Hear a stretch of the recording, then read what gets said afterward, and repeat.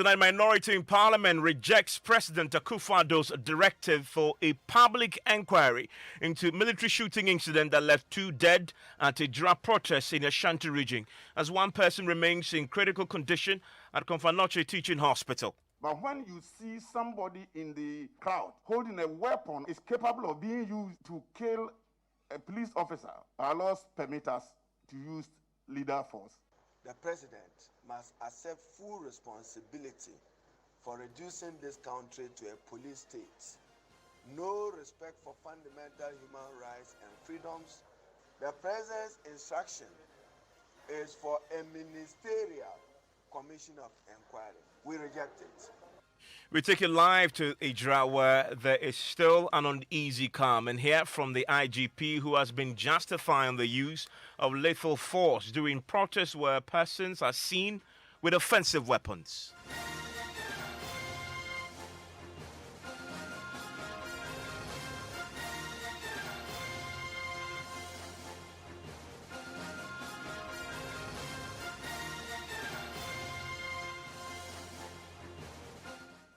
This is Top Story with Evans Mensah.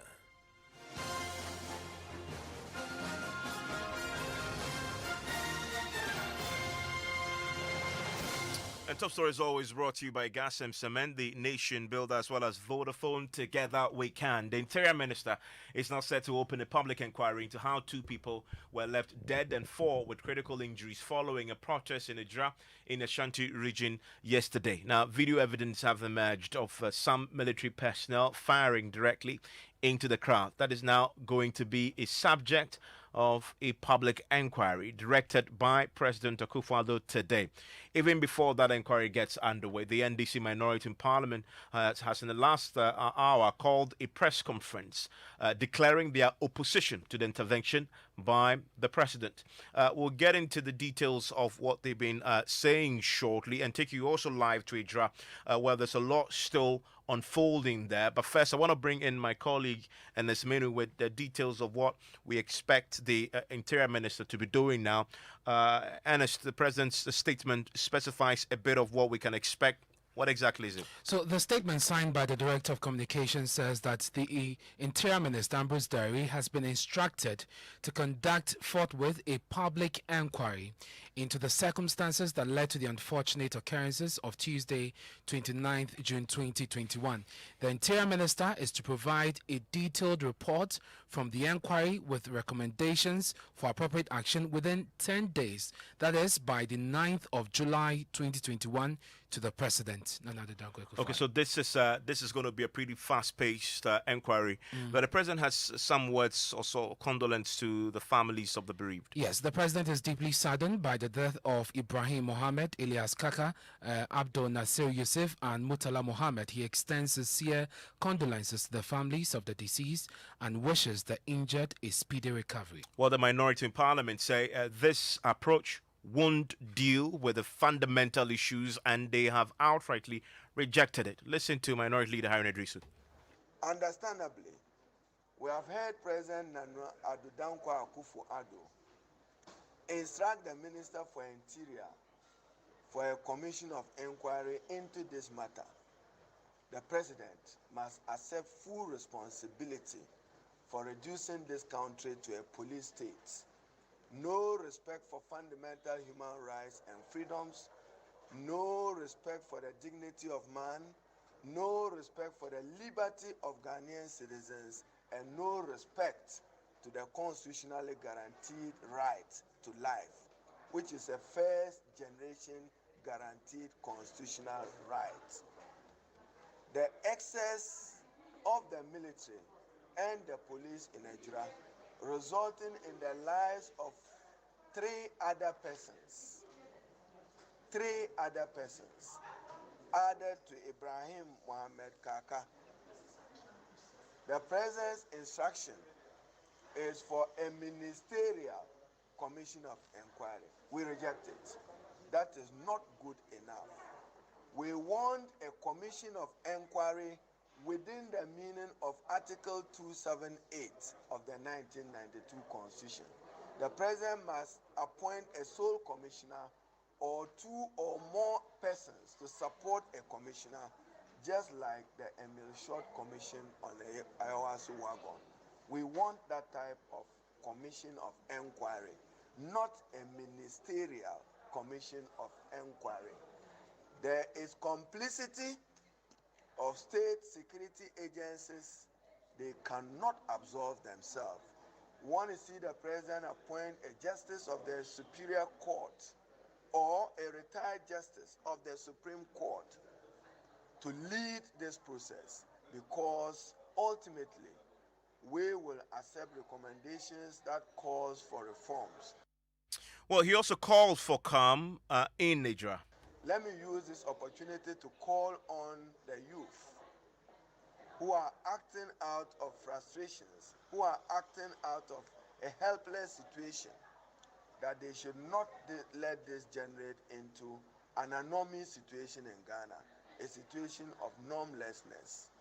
Whilst government must take the needed steps to address the growing unemployment and the growing economic hardships in our country, we find the deaths regrettable. We extend our profound sympathies and condolences to the bereaved family, but we are calling for restraint on the part of the Ejura youth and other youth across Ghana. As for the demand to fix the country, the revolution of it continues and the consciousness of it continues. This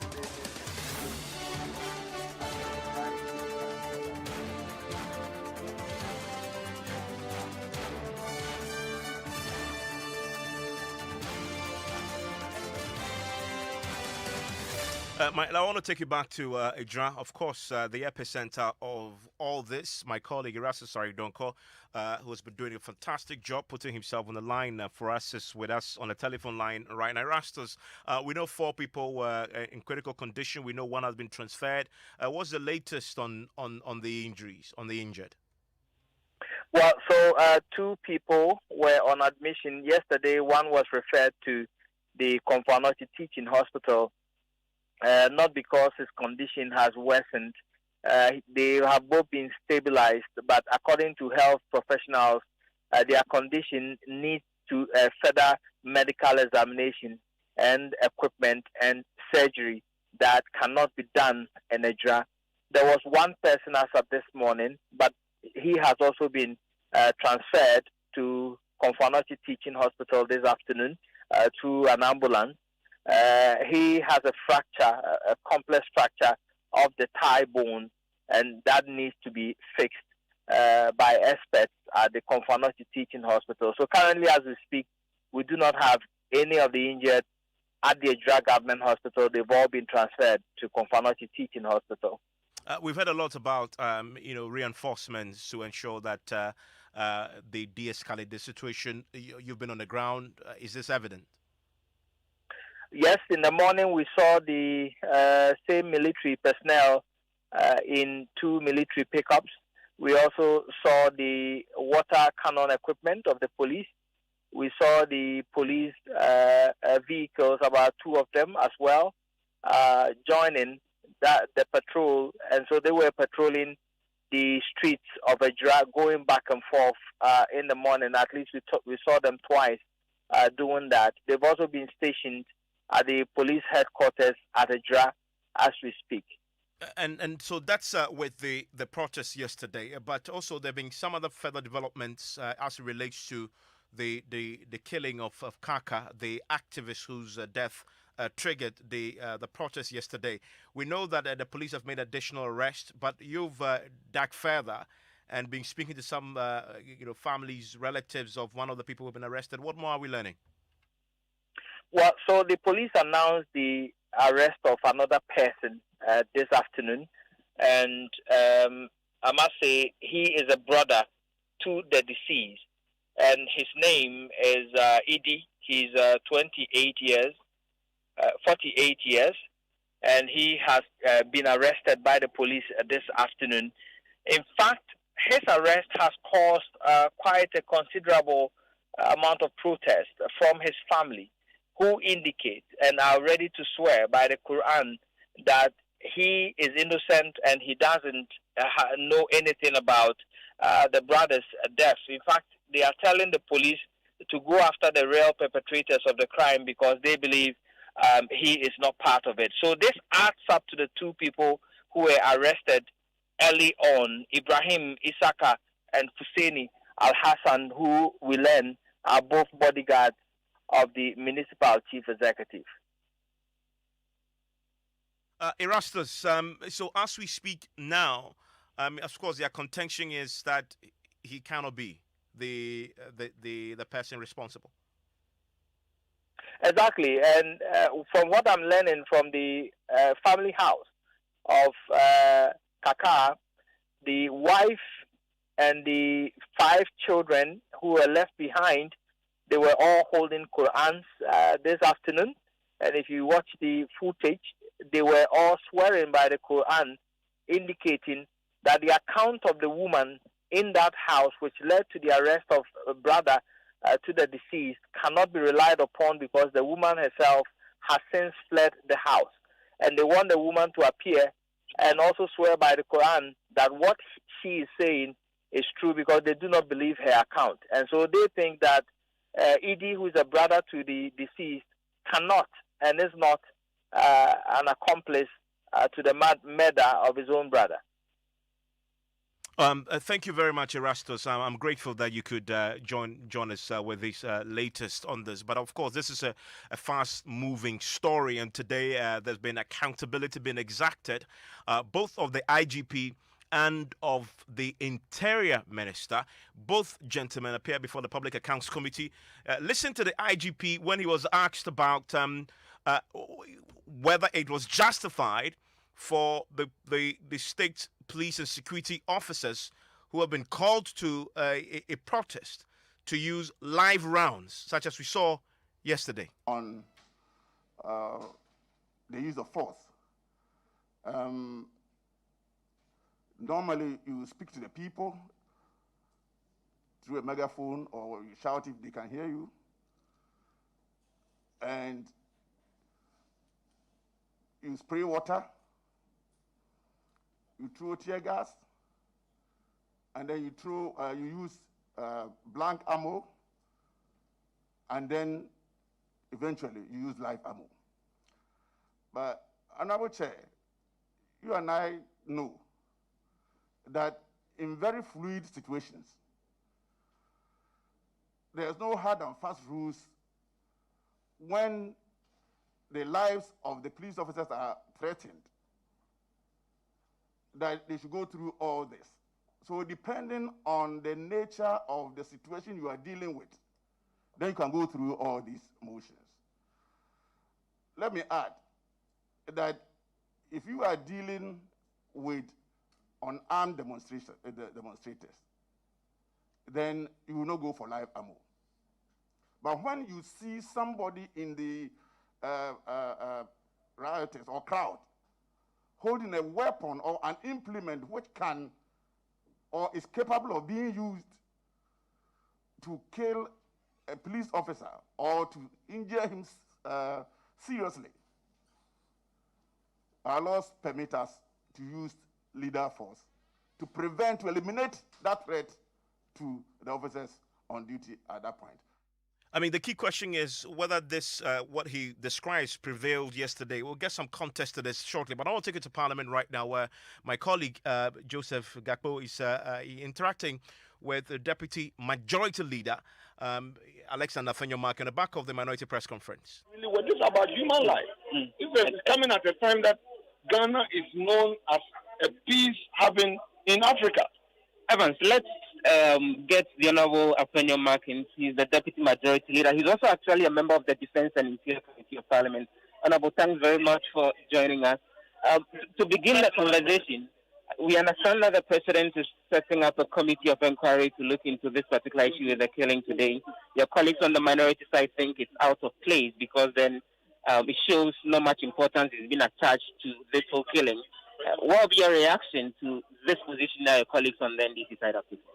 Well, I completely disagree with them, and I think that it's a misplaced political argument. A Minister of State has a responsibility to address matters in his or her sector ministry. Therefore, this matter having arisen requires a committee to look at it, a ministerial committee to look into a matter like this. I mean, it wouldn't be out of place. So, if somebody gets up and say that it should be a commission and not a committee, what is it that the committee cannot do that it will take a commission to do? They don't provide that legal basis to support the argument. And I'm saying that a ministerial committee, as we all know, is charged with inquiring, fact-finding mission, finding out what really happened, making recommendations for implementation as swiftly as possible.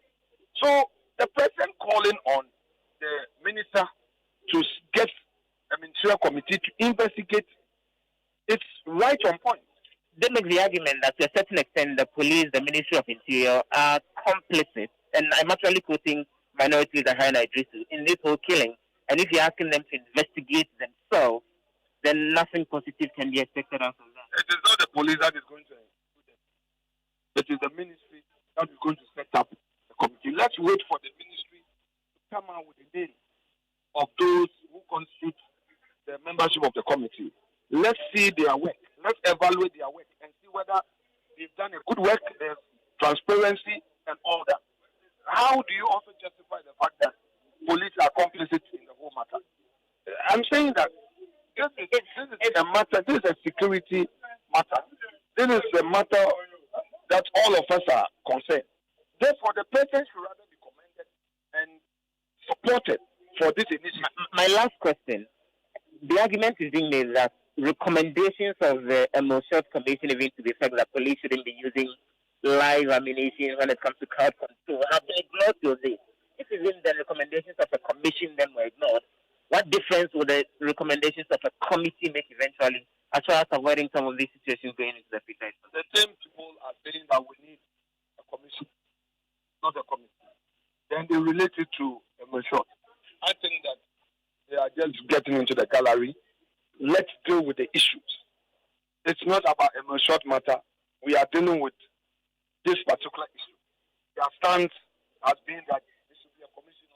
Then you jump to say that Emulshot commission things were not done to your satisfaction. So what? What has happened to the Techiman one that there was indication on the floor that it may be proved? Because then the argument is made that when the killings happen and nothing is done about it, it encourages others to want to continue engaging in some of these. Parliament took interest in the Techiman one and discussed possibly proving it. Let's focus on what the president has directed to be done. That is important.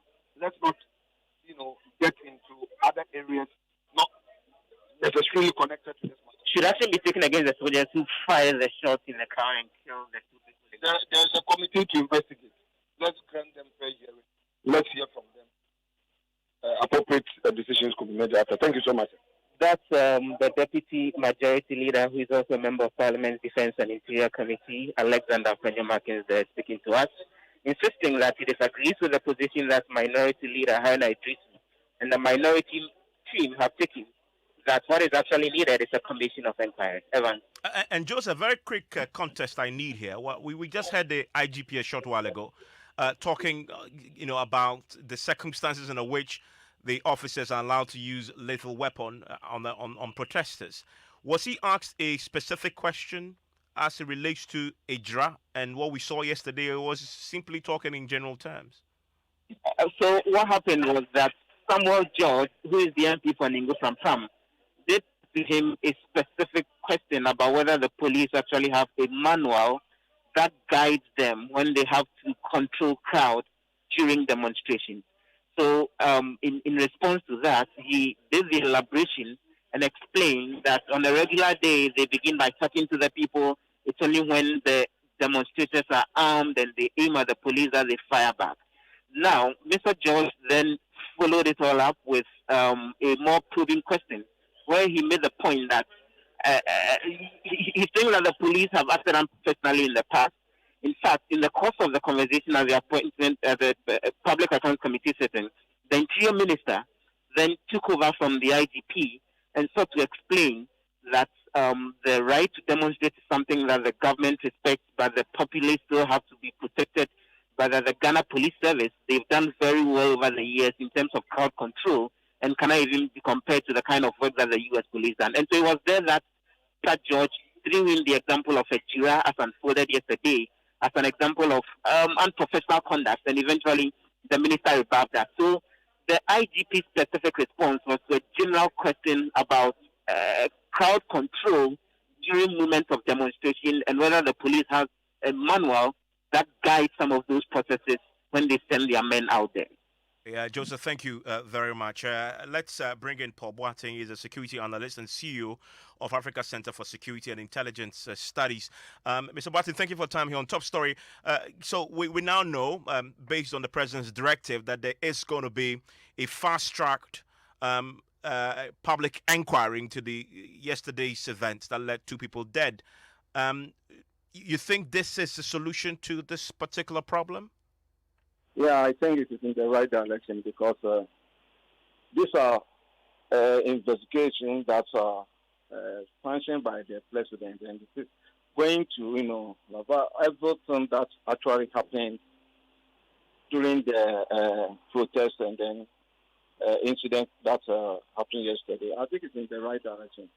The challenge, though, is this is a committee. We've had a commission, which is a constitutional, institution that has been set up, and yet that yielded pretty little. In fact, in that commission, they also subjected the use of live rounds on protesters to inquiry. Recommendations were made. That yielded pretty little. I mean, if the commission of inquiry did not yield much, what would the committee do? It depends on the findings because you don't expect all the recommendations to be accepted. It depends.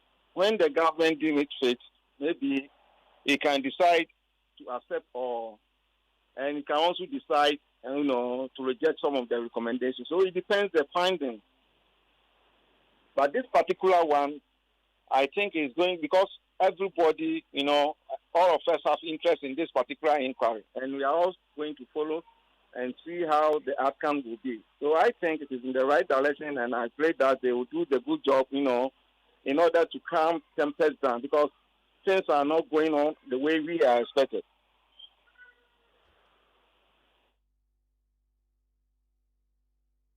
That's Paul Boateng, a security analyst and CEO of Africa Center for Security and Intelligence Studies, and that public inquiry, as we have been made to understand, will have to be done within 10 days and wrapped up by the 9th of July.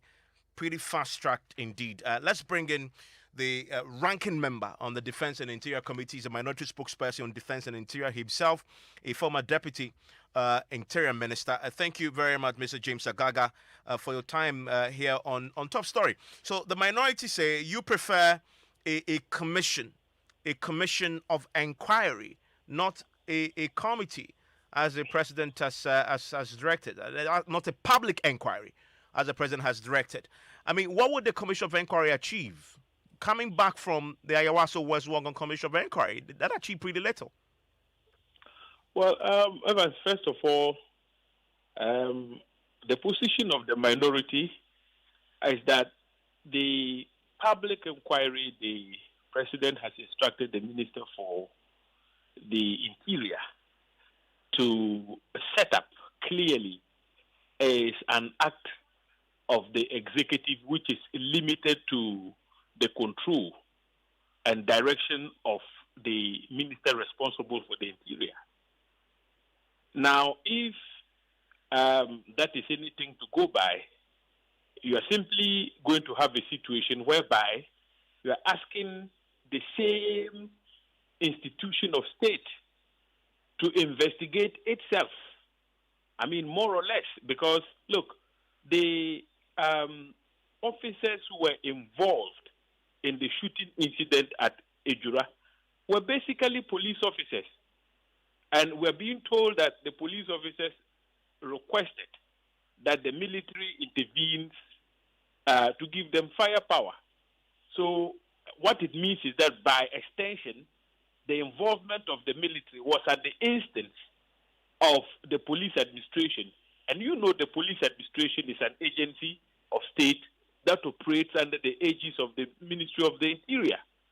So in a way, you're going to have a situation whereby the same people who ought to be investigated themselves are now being called upon to superintend over an investigation. But if not a public inquiry, what are you recommending? So our position is that let us have a full-blown commission of inquiry. Yeah, I mean, under, that makes under Article 278, similar to the Emil Short Commission of Inquiry. Yeah, but that's the same commission that you heavily criticize post its report achieved very little. Its recommendations was a lot of it wasn't accepted. It's the same problem, is it? I mean, that will achieve very little. Evans, it is. You know, the Emil Short Commission of Inquiry did a wonderful job. I mean, its work was very good. The depth with which they handled the investigations was commended by all. But once again, the government did not show a lot of commitment with respect to the implementations of the recommendations. Yeah, but what's the guarantee that? What's the guarantee? But that's the thing. What's the guarantee that this time it will be different? The recommendations were jettisoned. Yeah. Now, Evans, what that means is that government lacked the political will to implement the recommendations of the Commission of Inquiry. But we're saying that the government's failure to implement the recommendations of the Emil Short Commission of Inquiry is what has brought us thus far. Trust me, if the Emil Short Commission of Inquiry's recommendations had been implemented, we wouldn't be having a jura on our hands. Well, I must say I'm grateful to you. That's the spokesperson for the Interior, for the Minority on Defense and Interior, James Agaga there. I want to join us on PM Express because we're going to be delving into this, breaking it down a bit more. Join us at 9 p.m. 55, 78, 58, 70. Hey, Charlie, my network is really killing me.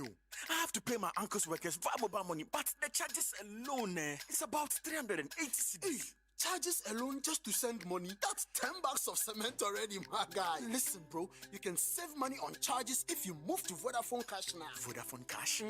But my network is... Hey, sending money on that your network, you pay. Sending money on your